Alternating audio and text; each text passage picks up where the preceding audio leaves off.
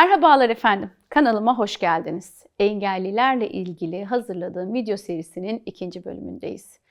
Ve engelli birey diyor ki, içimde biri var.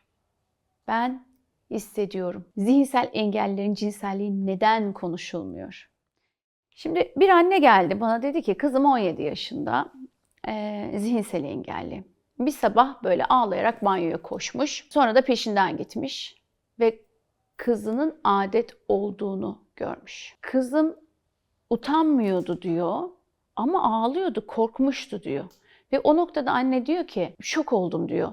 Benim ona bunu anlatmam gerekiyordu. Kız bana kötü bir şey oldu, bana kötü bir şey oldu diye ağlarken annenin pişmanlığı şu ki ona hiçbir şey öğretmedim. Şimdi buradan normalde de sevgili kadınlar, kızlarınıza ergenlik belirtileri ortaya çıktığı anda, yani işte göğüsleri büyümeye başladığında, tüylenme koltuk altında, perin bölgesinde tüylenme başladığında artık ergenliğe girecek, yakında da adet görecek demektir. Alın kızınızı şöyle yamacınıza, deyin ki evladım bu pedi çantanda taşı, okulda olabilirsin, evde olabilirsin, uyurken olabilirsin.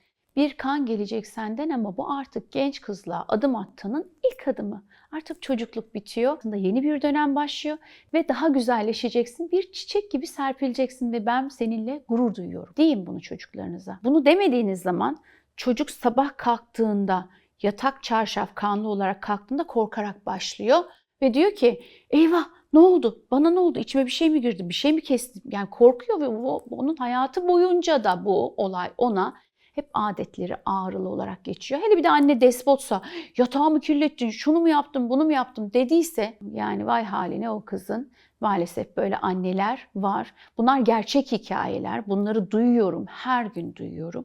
Onun için de lütfen çocuklarınıza bunu bir anlatın. Ki o çocuk korkmasın.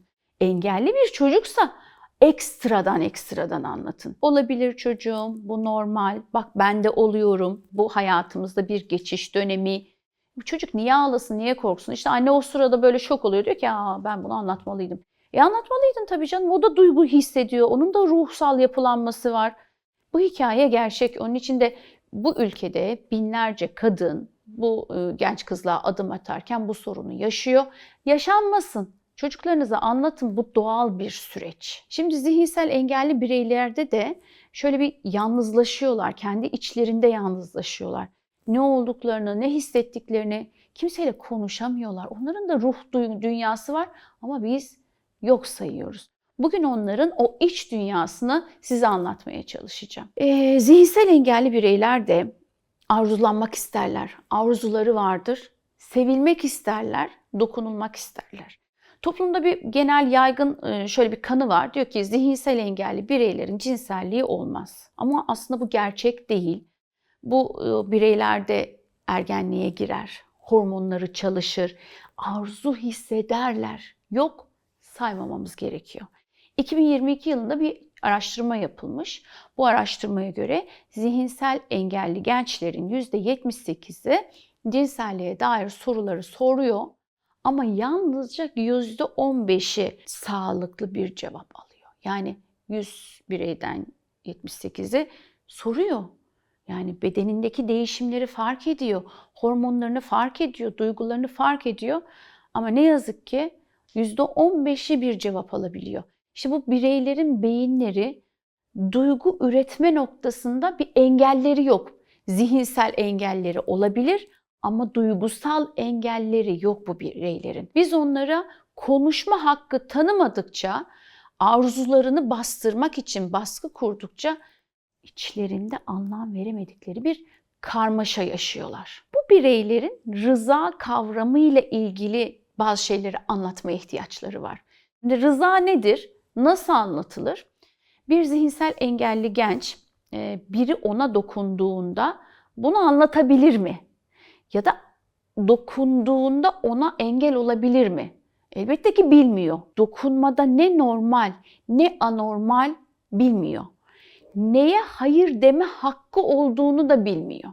Bizim önce bunları onlara öğretmemiz gerekiyor. Zihinsel engelli bireylerin %42'si bu rıza kavramı dediğim kavramla ilgili hiçbir bilgiye sahip değil ve bu bilgiye sahip olmayanlar, yani rızayı bilmeyenler istismarı anlamıyorlar. İstismarı bildirmeyi de imkansız hale getiriyor bu durum. Zihinsel engeli olmayan ya da fiziksel engeli olmayan insanlar bile ya utandığı için ya işte ailesi onu yargılar, suçlar diye düşünün. İşte bir genç kız biri ona dokunduğu zaman, istismara uğradığı zaman bile bastırır, anlatmazken engelli bireyler anlamlandıramadıkları şeyleri zaten anlatmaları, bildirmeleri imkansız hale geliyor. Burada bir örnek vereceğim. 16 yaşında zihinsel engelli bir genç kızdan bahsedeceğim. Bu kız böyle aylarca, hani çok uzun bir süre ona bakım veren bir birey tarafından tacize uğramış. Bu tacizi de ona sevgi gösterisi olarak algılamış. Ya bu çok acı bir şey. Yani onu sevilme, okşanma gibi algılamış. Bir kere rızanın ne olduğunu işte onun için bunlara öğretmemiz gerekiyor. Rıza göstermek, evet demek değil. Anlaması, düşünmesi ve karar verdikten sonra evet demesi. Ve biz bunu öğretebilir miyiz? Elbette ki öğretebiliriz. Sağlık kuruluşları, aileler, eğitim veren merkezler bu konuda onları aydınlatabilir. Hocam siz anlatırken aklıma şey geldi. Müge Anlı'ya kızlar çıkmıştı 2 tane. Biri zihinsel engelli, biri zihinsel engelli olmayan bir kız. Babaları, yani üvey babaları tarafından ikisi de tecavüze uğruyor. Engelli olmayan kaçıyor artık, dayanamıyor. Engelli olanını ikna edemiyorlar. O adamın yanına alamıyorlar onu tecavüz etmesine rağmen. Ona aşık olduğunu ve onu çok sevdiğini düşünüyordu. Onu ikna edememişler yani. İşte tam da Gizemciğim söylediğin şey doğru. Bu birey, yani ona işte engelli olmayan çocuk bunu anlamış, yani dayanamamış. O ama öbürü beni seviyor. Beni işte temas ediyor bana, beni okşuyor.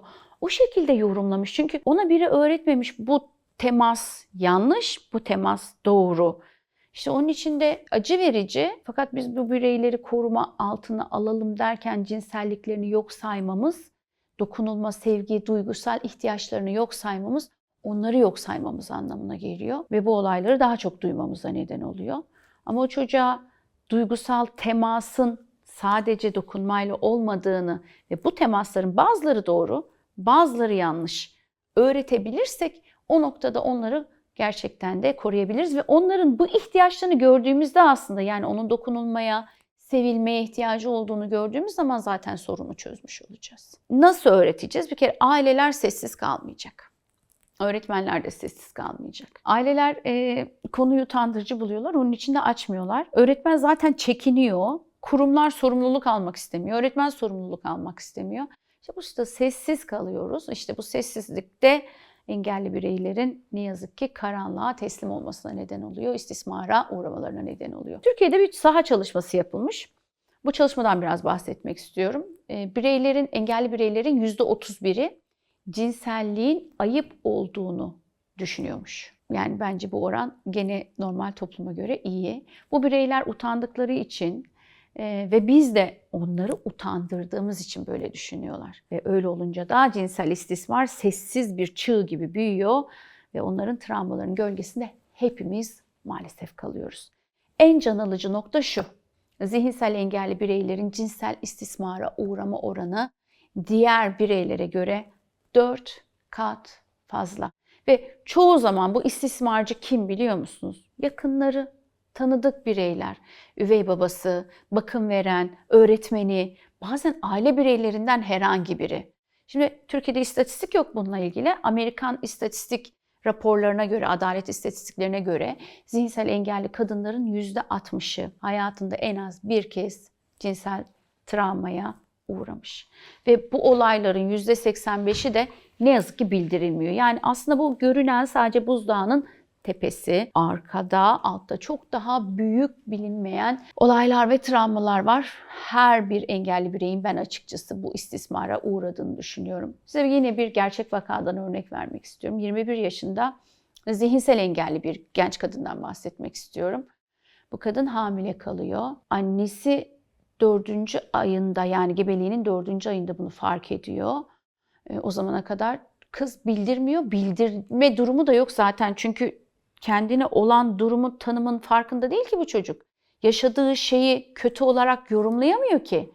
ya da o çocuk kendi aylık adet periyodunu takip edemiyor ki o noktada biz bu bireylere penisi, vajinayı, teması öğrettiğimiz noktada bunlar yanlış temas yok saymadığımızda bu çocuk onu sevgi olarak yorumlamayacak. Temas olarak, duygusal bir bağ olarak yorumlamayacak. İşte onun için farkındalık ve eğitim çok önemli. Cinsel eğitim hepimiz için bir gereklilik, bu bir lüks değil, bu bir hak. Peki ne yapacağız? Birincisi işte görsel, basit, tekrar eden cinsel eğitim içerikleri oluşturabiliriz. Yani uterus, vajina, penis görselleri gibi. Veya bunları anlatan animasyonlar olabilir. Aileler, öğretmenler, bakım personelleri bu konuda eğitilmeli ve rıza eğitimi noktasında da çocukları eğitmek noktasında da eğitilmeli. Ve devlet kurumları çok önemli. Devlet kurumları güvenli alan oluşturmalı bu çocuklara. Gerçekten güvende olduklarını kontrol edecek denetim mekanizmalarıyla bunu check etmeli. En önemlisi bu bireylere, yani zihinsel engelli bireylerin kendi bedenlerini tanımaları sağlanmalı. Biz nasıl kendi bedenimizi tanıyorsak, kendi bedenimizdeki erojen bölgeleri biliyorsak, neyi istediğimizi, neyi istemediğimizi kendi kendimize keşfediyorsak, bunların keşif sürecinde onlara yardımcı olmalıyız. Neyi istiyorum, neyi istemem kavramlarını ona öğretmemiz gerekiyor. Avustralya'da 2020 yılında bir pilot çalışma yapılmış ve bu proje çalışmasında zihinsel engelli gençler için özel animasyon videoları oluşturmuşlar. Ve çok kısa sürede, 6 ay gibi kısa bir süre içinde istismara karşı farkındalık oranını %63, çok yüksek bir oran, arttırmışlar. Ve onları anlamamız gerekiyor. Anlamamız için de dinlememiz gerekiyor. Bir kadının ifadesi şu ki, oğlunun defterinde şunu görmüş. Demiş ki, aşık oldum. Kadın şok olmuş. Çünkü aşık olmanın ne olduğunu oğlunun bildiğinden gerçekten de hiç de emin değil. Bunu hiçbirine söylememiş ama yaşamış, hissetmiş. Bir kadının mektubundan bu ki zihinsel engelli bireyler de sevilmeyi hak ediyor, sevmeyi hak ediyor ve en çok da dinlenilmeyi, anlaşılmayı çok istiyorlar. Eğer onları biz susturuyorsak bu bizim ayıbımız. Aslında onların başına gelecek kötü şeylere biz zemin hazırlamış oluyoruz. Bugün onların dokunma dedikleri, dokunulma dedikleri şeylere rıza, yakınlık kavramlarını doğru öğretmediğimiz noktada onlar istismara uğruyorlar. İşte bunun için de cinsel eğitim onları korumak için çok önemli. Ve şimdi size bir sorum var ki, bugün zihinsel engelli bir bireye şu 3 kelimeyi öğretseydik: hayır demeyi, bu benim bedenim demeyi ve size güvenmiyorum demeyi öğretseydik, her şey çok farklı olabilir miydi? Yorumlarda buluşalım ve bu konuda sizin de farkındalığınızla ilgili bilgilerinizi merak ediyorum. Ve bu konuda duyduğunuz herhangi bir hikaye varsa yazarsanız ben de memnun olurum. Bir videonun daha sonuna geldik. Zihinsel engelleri konuştuğumuz bu videoda cinsel eğitimin ne kadar önemli olduğunu umarım size fark ettirebilmişimdir. Kanalıma abone olmayı, bildirimlerden haberdar olmak için zil ikonuna tıklamayı unutmayın efendim. Sevgiyle kalın.